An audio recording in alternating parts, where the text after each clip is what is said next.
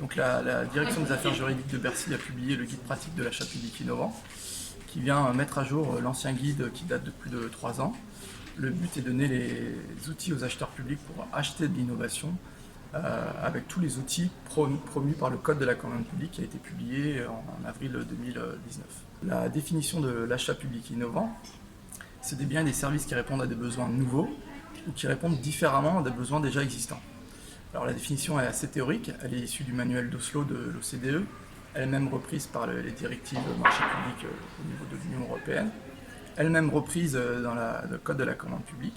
Et donc le travail du groupe de travail piloté par la DAJ était de définir un faisceau d'indices pour appliquer de manière concrète cette définition au niveau d'une procédure de marché public et définir comment utiliser une procédure dérogatoire au regard du caractère innovant ou pas du produit ou du service.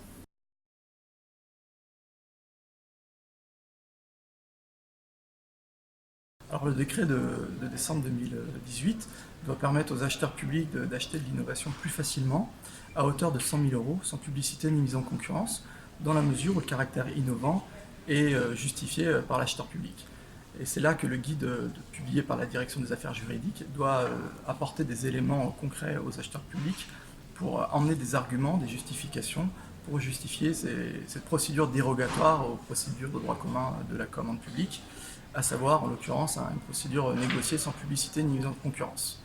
Il faut noter que cette procédure dérogatoire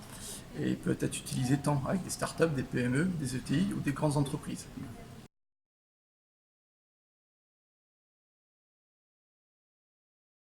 Alors, il est essentiel aujourd'hui dans la société dans laquelle on vit de s'intéresser à l'innovation et de mener des projets d'achat d'innovation.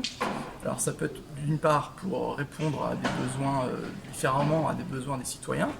ou dans les besoins déjà existants, de répondre mieux, moins cher à ces besoins ou pour le même prix avec une meilleure qualité. Et donc l'innovation doit apporter ces éléments-là aux administrations et in fine aux citoyens qui utilisent les services publics.